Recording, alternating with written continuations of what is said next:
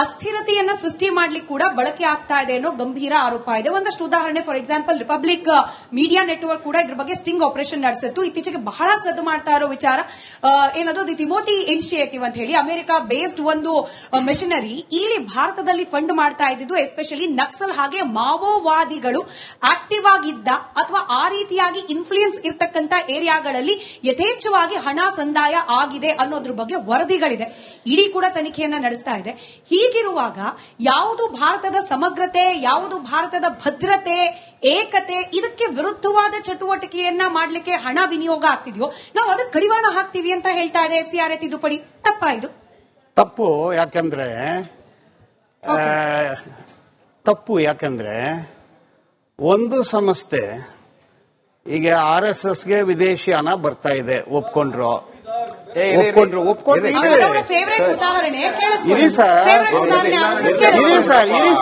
ಇರಿ RSS registration ಆಗಿಲ್ಲ, FCRA ಇಲ್ಲ, ಹಣ ಎಲ್ಲಿಂದ ಬರುತ್ತೆ? ಈಗ ಅಕ್ಕಿ ಅಂಶಗಳು ಹೇಳುತ್ತೆ RSS is the only organisation which receives huge foreign fund ಅನ್ನೋದು. Nothing there to laugh. Why are you laughing?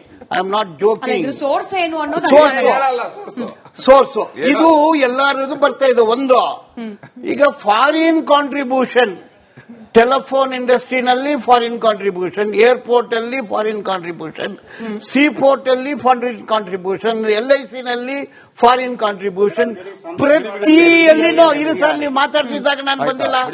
C everything is handed over to foreign. Everything, ಆಕಾಶ, ಭೂಮಿ, ನೀರು, ಸಮುದ್ರ ಎಲ್ಲಾನು ವಿದೇಶಗಳಿಗೆ ಕೊಟ್ಬಿಟ್ಟಿದ್ದೀರಾ. ಎಷ್ಟಿದೆ ಫಾರಿನ್ ಡೈರೆಕ್ಟ್ ಇನ್ವೆಸ್ಟ್ಮೆಂಟ್? 90% ಹೋಗಿದೆ. Foreign institutional investment. ಈಗ ಪ್ರತಿ ಒಂದರಲ್ಲಿ ಫಾರಿನ್ ದುಡ್ಡು ಬರ್ತಾ ಇದೆ. ಯಾವನಿಗೆ ಊಟ ಇಲ್ಲ, ಔಷಧಿ ಇಲ್ಲ, ಆ ದುಡ್ಡಿಗೆ ಮಾತ್ರ ಕಡಿವಾಲ. ಮಜಾ ಮಾಡೋನ್ಗೆ ಕಡಿವಾಲನೇ ಇಲ್ಲ. What is this? ನೀವು ಒಂದು ಕಣ್ಣಲ್ಲಿ ಸುಣ್ಣ, ಒಂದು ಕಣ್ಣಲ್ಲಿ ಬೆಣ್ಣೆ ಹಚ್ಚಬೇಡ. ಬಹಳ ಸ್ಪೆಸಿಫಿಕ್ ಆದ ಉದಾಹರಣೆಯನ್ನ ಕೊಟ್ಬಿಟ್ಟು ನಾನು ನಿಮ್ಮ ಹತ್ರ ಪ್ರಶ್ನೆ ಕೇಳಿದೆ. ನಾನು ಮತ್ತು ವಿವರಿಸ್ತೀನಿ ಸರ್. ಅಮಿತ್ ಶಾ ಅವರು, ಅಂದ್ರೆ ಕೇಂದ್ರ ಗೃಹ ಸಚಿವರು, ನಾವು zero tolerance towards red terrorism ಅಂತ ಹೇಳಿ ಮಾರ್ಚ್ 2026 ಅಲ್ಲಿ ಅನೌನ್ಸ್ ಮಾಡ್ತಾರೆ.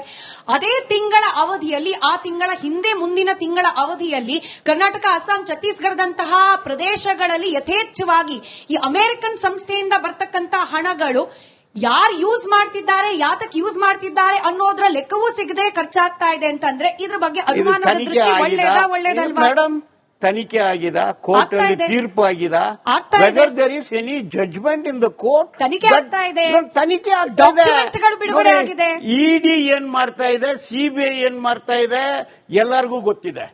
ಅದ್ರ ಬಗ್ಗೆ ಡಿಬೇಟ್ ಆಗ್ತಾ ಇದೆ. ಎಷ್ಟೋ ED ಆಫೀಸರ್ಗಳು CBI ನಲ್ಲಿ ರೈಡ್ ಆಗಿದ್ದಾರೆ. ಬೇರೆ ಸಮಾಚಾರ. What is the concrete figure? ನೀವು ಪ್ರತಿ ಒಂದಲ್ಲಿ ಫಾರಿನ್ ಫಂಡ್ ಅಂತೀರಾ, ನಾವು ಬೇಡ ಅಂತೀವಿ. ಇನ್ಶೂರೆನ್ಸ್ ಕೊಡಬೇಡ, ಬ್ಯಾಂಕ್ ಕೊಡಬೇಡ, ನಮ್ಮ ಖನಿಜಗಳು ಕೊಡಬೇಡ, ಭೂಮಿ ಕೊಡಬೇಡ, ಆಕಾಶ ಕೊಡಬೇಡ. ನಮ್ದು ಒಂದು ಏರೋಪ್ಲೇನ್ ಇಲ್ಲ, ಒಂದು ಏರ್ಪೋರ್ಟ್ ಇಲ್ಲ. ಈಗ ಇರಿ ಮೇಡಮ್, ಸಮಾಜದ ಅಭಿವೃದ್ಧಿಗೂ ಎರಡು ಪ್ರತ್ಯೇಕವಾದ ವಿಚಾರಗಳನ್ನ ನೀವು ಮಿಕ್ಸ್ ಮಾಡ್ಕೊಳ್ತಿದ್ದೀರಿ. ಅಭಿವೃದ್ಧಿಗೆ ಪೂರಕವಾಗುವಂತಹ ವಿದೇಶಿ ಹಣಗಳ ಬಳಕೆ ಬಿಜೆಪಿ ಸರ್ಕಾರ ಮಾತ್ರ ಅಲ್ಲ, ಕಾಂಗ್ರೆಸ್ ಸರ್ಕಾರದ ಅವಧಿಯಲ್ಲೂ ಆಗುತ್ತೆ. ನಾನ್ ಟೆಲ್ಲಿಂಗ್ ಯು ಸ್ಪೆಸಿಫಿಕಲಿ ಸರ್, ನಾನು ಬಹಳ ಸ್ಪೆಸಿಫಿಕ್ ಆಗಿ ಹೇಳ್ತಾ ಇದ್ದೀನಿ. What is the development in which area? ಎಷ್ಟು ಆಸ್ಪತ್ರೆ ಕಟ್ಟಿದ್ದಾರೆ, ಎಷ್ಟು ಔಷಧಿ ಕಟ್ಟಿದ್ದಾರೆ, ಎಷ್ಟು ಜನಕ್ಕೆ ಕೆಲಸ ಬಂದಿದೆ, ಎಷ್ಟು ಕೂಲಿ ಕೊಡ್ತಾ ಇದ್ದೀರಾ ಸರ್? ಇಡೀ ಪ್ರಪಂಚದಲ್ಲಿ ಕಡಿಮೆ ಕೂಲಿ ನಮ್ಮ ದೇಶದ ಕೂಲಿ. 4,700 ರೂಪಾಯಿ ಸೆಂಟ್ರಲ್ ಗವರ್ಮೆಂಟ್ ಸಂಬಳ. ನರ್ಸ್ಗಳಿಗೆ 10,000 ಸಂಬಳ. ಮೆಟ್ರೋಲ್ನಲ್ಲಿ ಕೆಲಸ ಮಾಡೋರಿಗೆ 10,000 ಸಂಬಳ. ಜೀವನ ಮಾಡಕ್ಕಾಗ್ತಾ ಇಲ್ಲ. 120 ಕೋಟಿ ಜನರಿಗೆ ಏನು ಶೌಚಾಲಯ ಗೊತ್ತಿಲ್ಲ, ಬೆಡ್ ಗೊತ್ತಿಲ್ಲ, ಪಿಲ್ಲೋ ಗೊತ್ತಿಲ್ಲ, ಊಟ ಗೊತ್ತಿಲ್ಲ, ಪ್ರಯಾಣ ಗೊತ್ತಿಲ್ಲ, ಮನೆ ಇಲ್ಲ, ಮಠ ಇಲ್ಲ, ಆಸ್ಪತ್ರೆ ಇಲ್ಲ. ಏನ್ what is the development you are talking about? So you have to let you have to let development ಇಲ್ಲ. ಹಂಗಾಗಿ ವಿದೇಶದಿಂದ ಹಣ ಹಾಕ್ಲಿ, ಇಲ್ಲಿರುವ ಸಂಸ್ಕೃತಿಯನ್ನು ನಾಶ ಮಾಡ್ಲಿ, ಬೇರೆ ಧರ್ಮವನ್ನು ಸ್ಥಾಪನೆ ಮಾಡ್ಲಿ, ಬಿಟ್ಬಿಡಿ. ಜಾಸ್ತಿ ತಂದಿದ್ದು ಬಿಜೆಪಿ ಸರ್ಕಾರ, ಇಲ್ಲ ಅಂತೀರಾ? ಕಾಂಗ್ರೆಸ್ನವರು ತರ್ತಿದ್ರು ಪ್ರತಿ ಒಂದರಲ್ಲಿ ಫಾರಿನ್ ಇನ್ವೆಸ್ಟ್ಮೆಂಟ್. ಆಯ್ತು, ನಟರಾಜ್ ಗೌಡ್ರ ಅಲ್ಲಿಗೆ